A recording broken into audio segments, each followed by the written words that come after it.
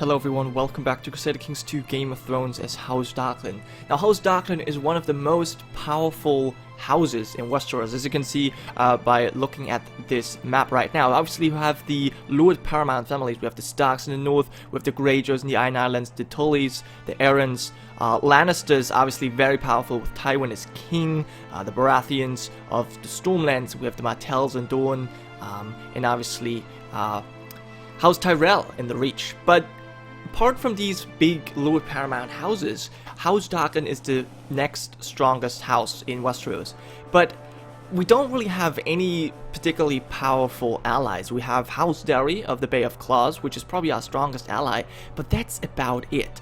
We're about to get an alliance with well, the Arryns of the Vale, which is hopefully going to help us out quite a bit. We have our second daughter, Darian, betrothed to Lord Paramount Morgoth of the Vale, and we have two other daughters that I would like to marry off, and I'm thinking about marrying off my daughter Desmera, my third-born daughter, to Prince Lewin of Prince Lewin Martell of Dorne, and I had a look at this, and they would even accept. So we have Prince Doran right here, who is still a little bit mad at me, but House Martell also does not have any allies right now, so they're looking for allies, and Doran knows that House Darklyn is very powerful, so he would actually accept my marriage proposal. But it's not actually a marriage proposal, it's just a betrothal for now, but he will accept this as well. So Desmera, she's 11 years old, Prince Lewin is 9 years old, so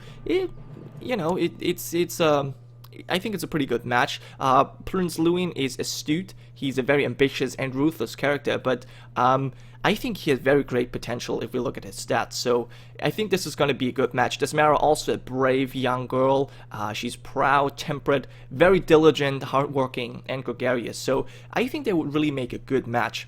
Now, the only daughter that's very difficult to marry off is obviously my firstborn, Sarah, simply because she's an imbecile, technically. She's just as hardworking as my other daughters, as her sisters. She's brave, she's content, kind girl. She's just, well, an imbecile, which is obviously very unfortunate. However, I have, I think, found the right match for her, because if we're gonna have a look at the Stormland, we have Staffan Baratheon, the headstrong stag, right here, and he has three sons. We have the first one, Lord Robert the Strong Stag, who's unfortunately already married, but he likes me a little bit because I granted him the city of Arkon. Now, he's already married, so he's out of the picture. We also have Lord Stannis the Great Stag, who also is married already. He's the Lord of Rainwood. But we also have the third son of Staffan Baratheon, Lord Ormond of the Stormlands. He's not yet married. He's 15 years old, just as old as my daughter Sarah.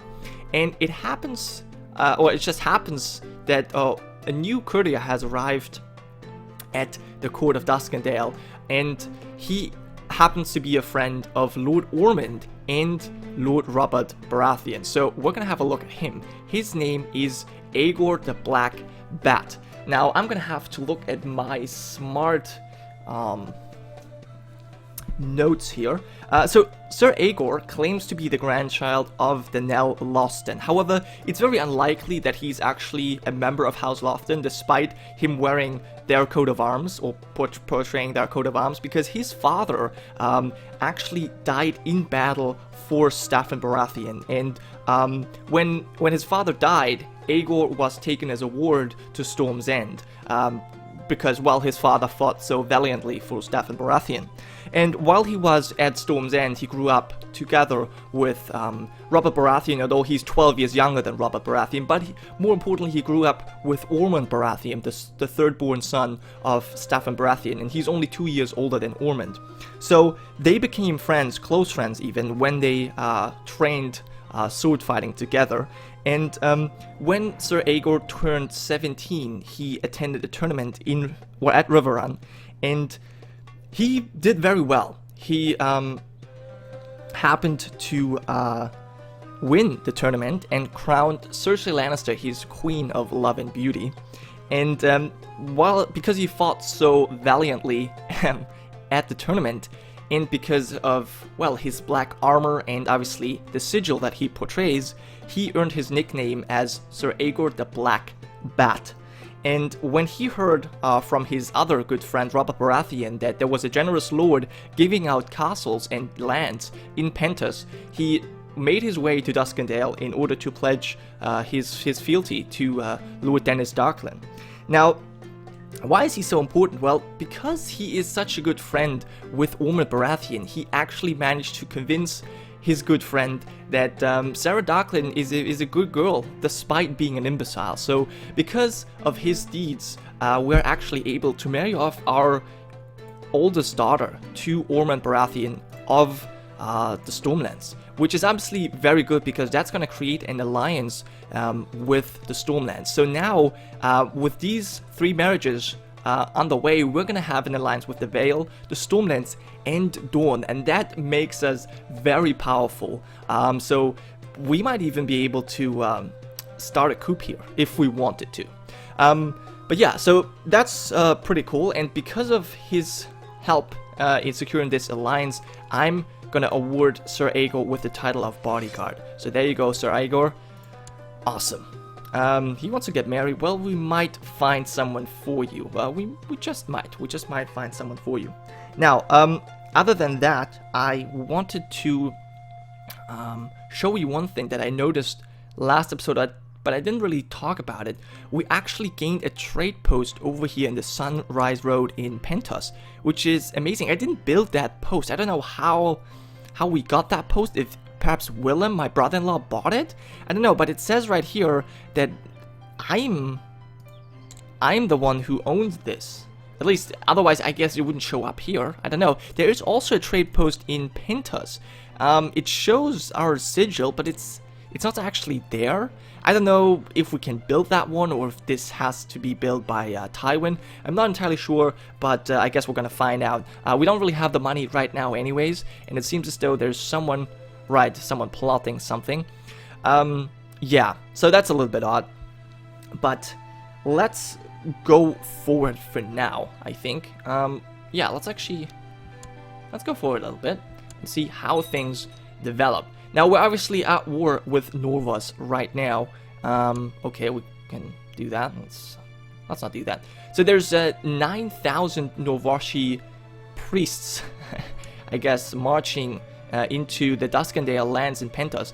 But we provide 10,000 men for the Iron Throne right here. 10,000 men, which is amazing, which is almost as much as all of the other Crown Land Lords together. Actually, it is way more than the other Crown Land Lords together. It's just that King's Landing provides 8,000 men. But still. We're also leading men, obviously, in Castle Rock together with Lord Robert Baratheon. At least we were. I don't know where we are right now. Prince Jaime. We are still leading troops in Castle Rock. Okay, we're just not leading as center. Anyway, so Lord Ormond. Okay, so Stefan Baratheon has accepted our proposal, which I guess makes sense. We granted his firstborn son a city, and obviously we have Aegor Lofton in our service, or serving us, who did a lot of convincing for us, which I guess is quite useful. But I mean, also that means they're gonna get a strong ally as well. We are rather powerful. Now, an agreement has been reached with Stefan Baratheon. Now, Stefan Baratheon, he's a great lord, but you know what?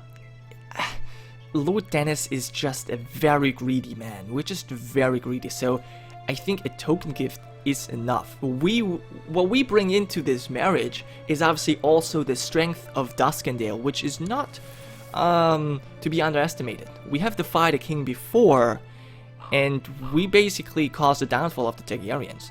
And yeah, luckily also Prince Doran is a smart man. He is a smart man. He has decided to accept our suggestion to betrow Prince Luwin and Desmara Darklyn. So yeah, we'll accept that as well. Awesome. So we have maneuvered us in a very good position right now. I'm very happy about this. Soon enough, we will also get some troops from Diarden and Sunrise Gate.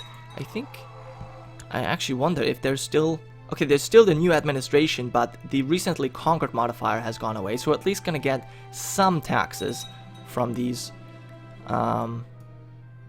Okay, apparently Lord Parliamentarian has usurped the castle. Interesting. It doesn't really matter too much. Is he actually married? No, actually, no, I know he's not married because I had a look at Tyrion as well, but he did not want to marry any of my daughters. He is just, I don't know, he just didn't like them, I guess. They were not appealing to him.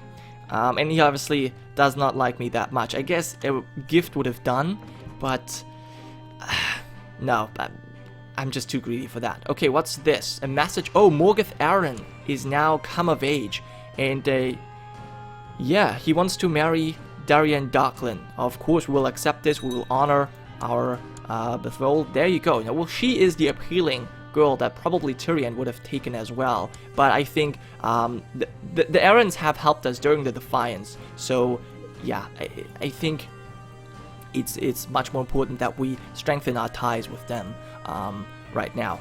Now, an agreement has been reached with him. Oh my god. Well, again, I think a token gift is enough. I really don't have the money to give you all that much. Especially because you're actually not that rich. You're losing quite a lot of money right now. You're raising your men, apparently. Fighting these raiders, that's possible. That's totally possible.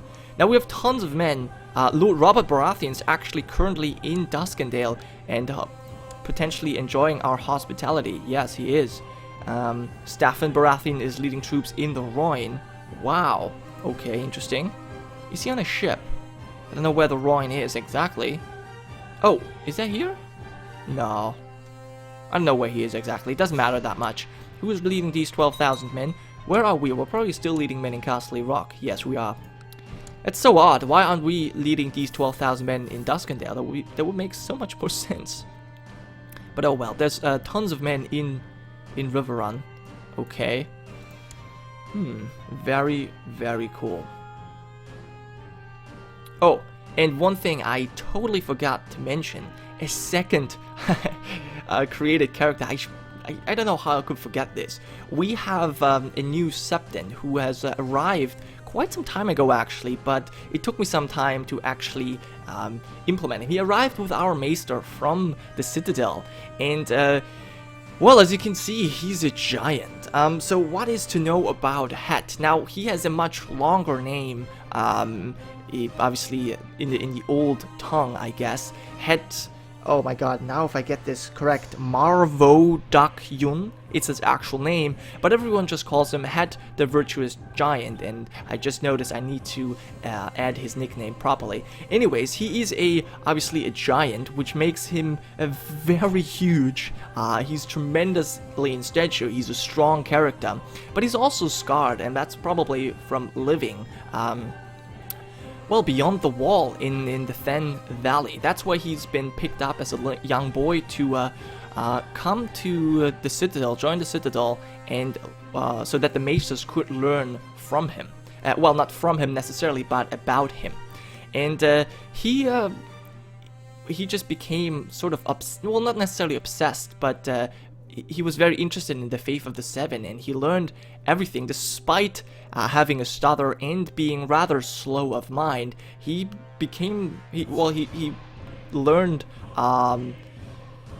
very diligently, and he became a scholar and eventually a Septon. And when we picked up our Maester, actually one of our servants who brought along our Maester to Duskendale, he brought along the Septon Het, and he's now in Pentos, trying to convert the population. And I guess despite he's being a very humble and kind person, not necessarily rough man, he's still so huge that I think people will think about him as one of the gods, and hopefully convert to the faith of the Seven much quicker than they would do if just some regular Septon would try to convert them. At least we'll see.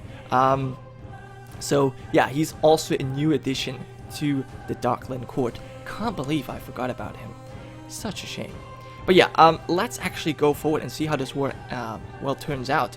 So far, I don't even know. I can't even see the 9,000 Noroshi men anymore.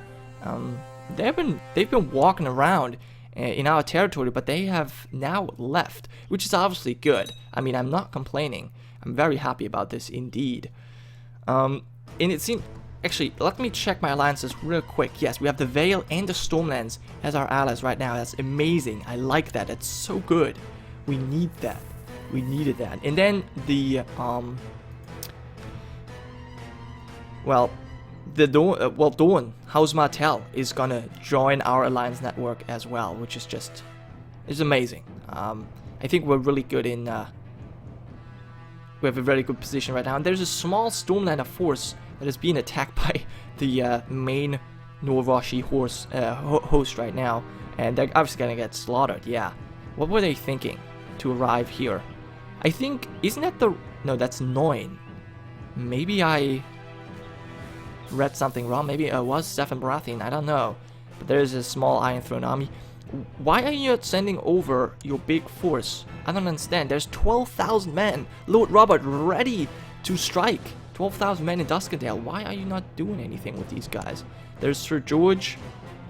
And we are still leading 14,000 men in Castle Rock. There's 100,000 ships laying at anchor. The big Lannister fleet. But apparently the 100 ships are not enough to pick up all of these men. So I guess we're just going to stay around and enjoy our stay at the Rock, I guess. Yeah. We're going to visit or enjoy the hospitality of Lord Paramount Tyrion, who did not want to marry any of my daughters, unfortunately. But I guess it's not too bad. My wife, unfortunately, is not pregnant anymore. She did, you know, have a lot of kids at the early stage of our marriage, but ever after Miguel died stillborn, we never really had another child. We never even gave it another shot, it seems like. Which is sad. I guess right now we're on campaign, so it would surprise me even more if we would have a kid right now. We're actually moving over. Okay, interesting. We're moving over to the Crown Lands right now. Interesting. And who's... Oh, Lord Marek is leading these men. There's 14,000 men at Dari and 12,000 men still in Duskendale. Now, this war seems to be dragging on, even though we have the big numbers. I guess it takes quite some time to get over. And you guys actually told me that this liberation war, or this casus belli... Oh, the Stark's getting slaughtered. You actually told me that this casus belli means... Emancipation means that we tried to free the slaves, or end slavery in this particular country.